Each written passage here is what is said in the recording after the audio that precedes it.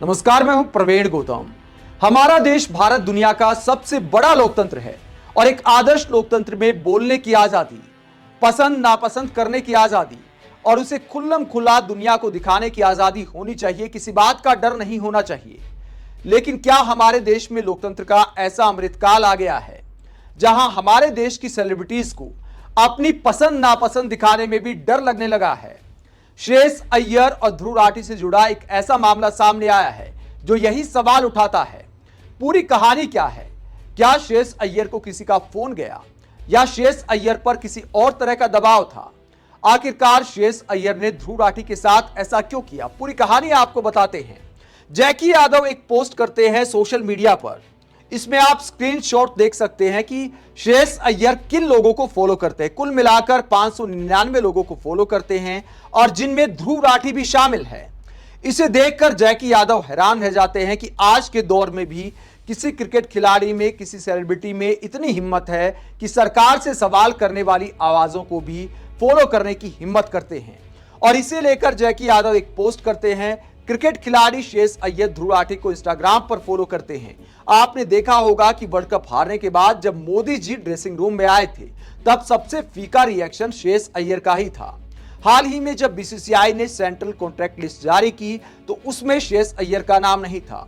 और अब आप देख सकते हैं कि श्रेयस अय्यर ध्रुव राठी को इंस्टाग्राम पर फॉलो कर रहे हैं। यह देखकर अच्छा लगा कि श्रेयस अय्यर व्यक्तिगत फायदे के लिए अपनी जुबान और विवेक गिरवी रखने वाले खिलाड़ी नहीं है।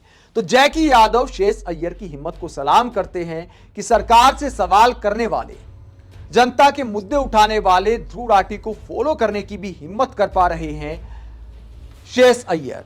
तो इस बात के लिए तारीफ की जाती है। लेकिन उसके बाद क्या होता है? जैसे ही ये मामला सोशल मीडिया पर सुर्खियों में आता है और जैकी यादव ये पोस्ट करके सो जाते हैं, सुबह उठते हैं तो क्या होता है? जैकी यादव ने एक और पोस्ट की। जैकी यादव ने कहा कि मैंने रात के करीब 10 बजे श्रेयस अय्यर की इंस्टाग्राम प्रोफाइल से स्क्रीनशॉट लिया जिसमें श्रेयस अय्यर ध्रुव राठी को फॉलो कर रहे थे। मैंने 10:30 बजे के बाद ये पोस्ट किया श्रेयस अय्यर और ध्रुव राठी को टैग करके। पोस्ट ढंग से वायरल हुई कुछ ही घंटों में। फिर जब मैं सुबह जागा तो देखा जो श्रेयस अय्यर पहले 599 लोगों को फॉलो कर रहे थे वो अब 597 लोगों को ही फॉलो कर रहे हैं। उन्होंने ध्रुव राठी को अनफॉलो कर दिया था। डर सबको लगता है, गला सबका सूखता है। तो जैकी यादव आरोप लगाते हैं कि जैसे ही मेरी पोस्ट वायरल हुई, मामला सुर्खियों में आया, श्रेयस अय्यर ने ध्रुव राठी को अनफॉलो कर दिया। यानी जो हिम्मत दिखाई थी उसका नुकसान ना हो जाए, इसीलिए श्रेयस अय्यर ने ध्रुव राठी को अनफॉलो कर दिया। यह क्रिकेट बिरादरी से दूसरा मामला है जब किसी खिलाड़ी को बैकफुट पर जाना पड़ा। हालांकि जो पहला मामला था हाल फिलहाल में, वैसा उस खिलाड़ी के अकाउंट से होना भी नहीं चाहिए था। महिला खिलाड़ी पूजा वस्त्रेकर से जुड़ा एक मामला सामने आया था जब बहुत ज्यादा वायरल हुआ, बहुत ज्यादा बड़ा मुद्दा बना इलेक्टोरल बॉन्ड का। तो सोशल मीडिया पर कुछ पोस्टर बनाए गए थे। वो पोस्ट मैं आपको दिखाता हूं। ये आप देख सकते हैं कि विपक्षी दलों ने ये पोस्टर बनाए थे वसूली टाइटंस के नाम से। इसमें तमाम बीजेपी नेताओं के फोटो लगाए गए हैं, पीएम मोदी का फोटो लगाया गया है।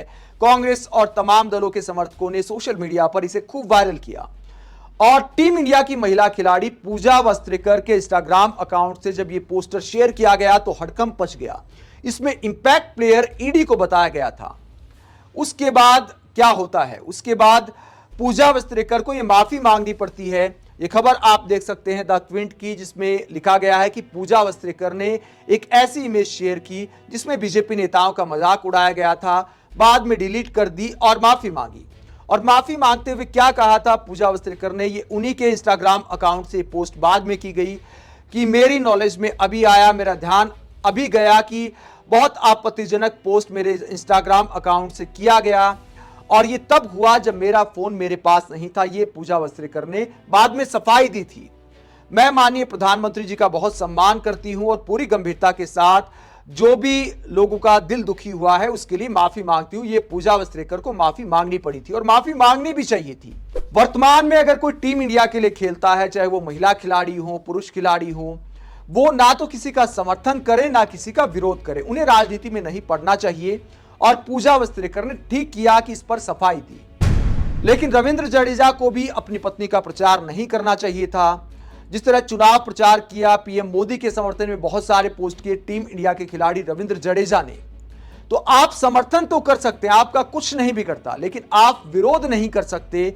यह हिपोक्रेसी नहीं होनी चाहिए। कायदे से जो भी टीम इंडिया के लिए खेलते हैं, ना उसे किसी राजनीतिक दल के समर्थन में दिखना चाहिए, ना किसी के विरोध में दिखना चाहिए। लेकिन हो क्या रहा है कि समर्थन में तो आप दिख सकते हैं, लेकिन अगर आप विरोध में आते हैं तो फिर मुश्किल पैदा हो सकती है। उसके बाद माफी मांगनी पड़ती है, या फिर बहुत सारे लोग ऐसी हिम्मत नहीं जुटा पाते। हमारे देश के खिलाड़ी किसान आंदोलन पर तो नहीं बोलते हैं किसानों के समर्थन में, लेकिन जब विदेशों से रिएक्शन आया तो आपने देखा होगा कि तमाम सेलिब्रिटीज ने, चाहे वो बॉलीवुड की हो या फिर क्रिकेट की हो, सबने सोशल मीडिया पर पोस्ट की झड़ी लगा दी कि आप कौन होते हैं बोलने वाले, हमारे देश के अंदरूनी मामलों में दखल मत दीजिए। तो इस तरह के अनेकों पोस्ट आपने देखे होंगे। यानी अपने देश के मुद्दे हमारे खिलाड़ी नहीं उठाएंगे, कम से कम पूर्व खिलाड़ियों को तो उठाना चाहिए।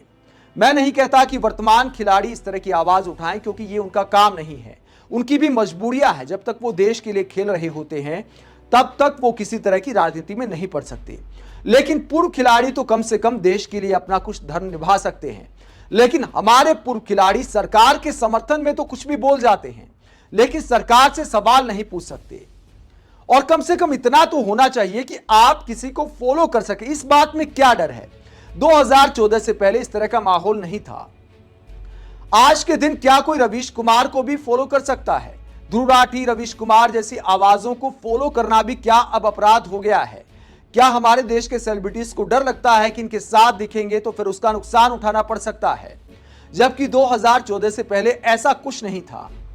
देश में उन पत्रकारों को भी पसंद किया जाता था जो सरकार से सवाल करते थे।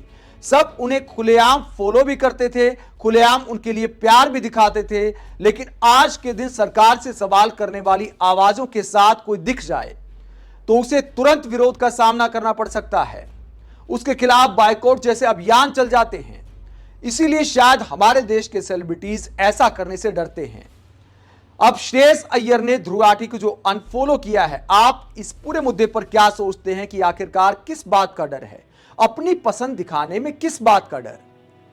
कोई ध्रुव राठी को पसंद कर सकता है, कोई सुधीर चौधरी को पसंद कर सकता है, कोई किसी को भी पसंद कर सकता है। उसे दुनिया को दिखाने में किसी बात का डर नहीं होना चाहिए, जब तक कि आप अपने खुद के अकाउंट से कोई विवादास्पद पोस्ट ना करें।